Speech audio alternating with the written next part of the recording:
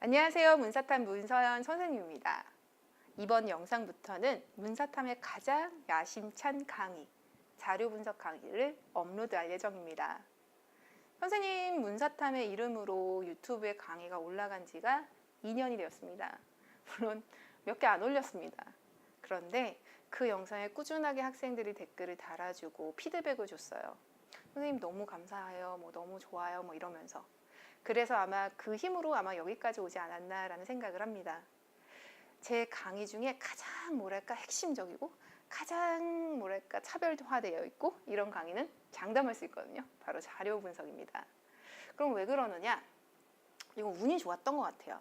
선생님이 어렸을 때 이과를 나왔거든요. 제가 오프라인, 즉 현장 강의 수업에서는 학생들과 교감하고 학생들과 소통하고 피드백을 주고받으면서 제 얘기를 좀 하는데 저는 어렸을 때 공부를 열심히 하지 않았습니다. 그런 애들 있잖아요. 재밌으면 하고 안 하면 말고. 제가 딱 그랬어요. 근데 이렇게 영상을 찾아보면서 스스로 공부하는 학생들은 선생님보다 훨씬 더 그 나이에 뛰어나고, 그러니 선생님보다 훨씬 더 성장할 것이고 더 큰 결과물을 얻게 될 거라 믿습니다.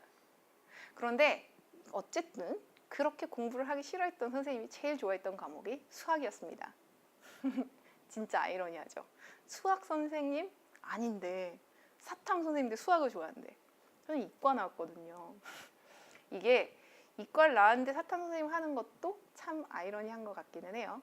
어쨌든 그런 부분을 차치하더라도 그러다 보니까 제가 수학적으로 접근하거나 수학적으로 풀이를 해주거나 이런 부분들이 너무 재밌는 거예요. 근데 그게 결국은 저희 학원에서, 선생님의 학원, 이 학원에서 꾸준하게 강의에 대한 수요가 있어 왔고 그러면서 지금까지 이어져 왔습니다. 그래서 그 강의를 인터넷으로 그리고 유튜브로 이렇게 옮기려고 합니다. 전부 다 똑같이 옮기는 건 현실적으로 좀 불가능할 것 같아요. 왜냐하면 계속 거기서는 피드백을 받거든요. 애기 이거 알아? 이거 이렇게 해야지, 저렇게 해야지, 이렇게. 근데 이 인터넷 강의는 그 특성상 선생님이 가장 핵심적인 걸 주제별로 자르려고 합니다. 그래서 자료 분석 강의가 아주 많게 조밀조밀하게 동영상으로 올라갈 예정입니다. 본인에게 부족한 부분만 따로 이렇게 선별해서 들을 수 있게끔 하는 게 제 생각입니다. 자, 이제 시작해 볼까요? 자료 분석. 자, 이제 전부 다 시작입니다. 전부 다 이제 차치하고 자료 분석. 왜 배우는 걸까요? 이게 원래 선생님 학원에 딱 시작 와서 학생들과 함께 딱 공부를 시작하면 첫 번째 질문이거든요. 애기들 사회문화 왜 배워? 애기들 사회문화 어떤 과목이야? 여기서부터 시작하거든요. 그러면 자료 분석도 똑같습니다. 자료 분석 왜 배울까요? 그러면 저희 학생들 얘기합니다. 선생님, 변별력 가지려고요. 선생님, 문제 어렵게 내려고요. 틀리진 않습니다. 왜냐면 지금 킬러 문제들이 다 자료 분석이니까요. 그런데 왜 자료 분석을 배우는지 한번 생각해보는 시간을 갖도록 하겠습니다. 사회문화라는 과목은 사회학과 문화인류학이 합쳐진 과목입니다. 그래서 야, 사문현상이 뭐야? 난 사문현상이 너무 궁금해. 사문현상 탐구의 대단원 1단원부터 시작해서 난 사회 구조가 궁금해. 즉 사회 자체를 다루는 2단원. 문화는 어떨까? 3단원. 요즘 사회에선 사회 불평등 현상이 되게 이슈화되는데 사회 불평등 현상은 어때? 상, 중, 하 이렇게 계층이 나눠지고 그 계층의 이동들은 어때?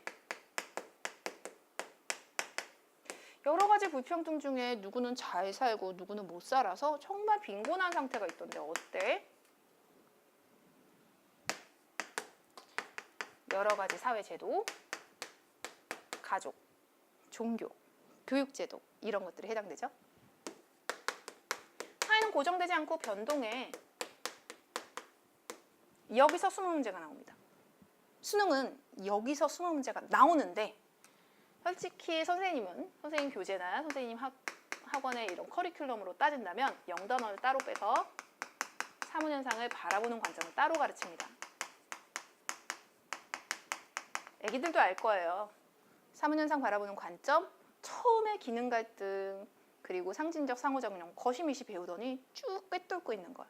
그걸 쭉 뽑아서 선생님은 0단원으로 정리를 한 거죠. 마찬가지로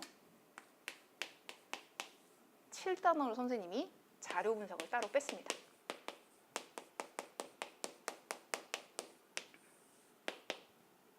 자료 분석, 빈곤 파트도 자료 분석의 파트일 것이고 계층 이동도 자료 분석의 파트입니다. 사회제도에서 가족, 종교, 2년 전 수능엔 종교 나왔죠. 그리고 불평등 현상에서 복지제도도, 사회변동에서 정보와 수치라든지 이런 것들도 전부 다 자료 분석의 내용으로 들어갑니다. 근데 이거 왜 배울까요? 과연 이 자료 분석을 배우는 이유는 무엇일까요? 바로 비판 능력을 키우기 위해서입니다. 네? 선생님 이게 무슨 말이에요? 학생들은, 그리고 사람들은, 그리고 저도요. 어떤 수치는 객관화된 공식적 자료라고 봅니다. 수치를 딱 보면 진짜네? 사실이네? 이렇게 접근을 하게 돼요. 그런데 그 수치가 생각보다 가치가 들어가서 그 연구자가, 즉 발표한 연구자의 의도가 들어가 있어서 그 수치를 보는 사람들이 현혹되게 왜곡된 자료들을 주는 거예요. 그러니까 얘기하는 거죠. 네가 받은 자료가 실제와 맞는지 확인해보는 비판적인 능력을 키워야 돼. 자, 봐봐. 여기 있잖아. 여기 아이유를 좋아하는 사람이 있어. 선생님이 아이유를 좋아하거든요. 아이유를 좋아하는 사람의 50%가 A마을에 있고 B마을도 아이유를 좋아하는 사람의 50%래.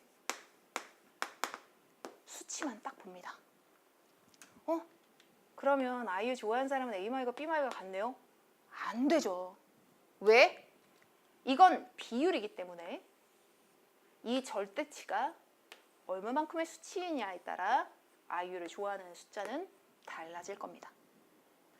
이렇듯 너가 받아든 그 숫자, 그 통계치가 실제 보여주는 것과 다를 수 있어.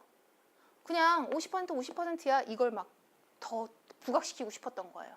근데 막상 여기는 10,000명이고 여긴 100명밖에 안 돼. 그러면 B마을에서는 실제로 50명밖에 안 되고 A마을에서는 5,000명이거든요.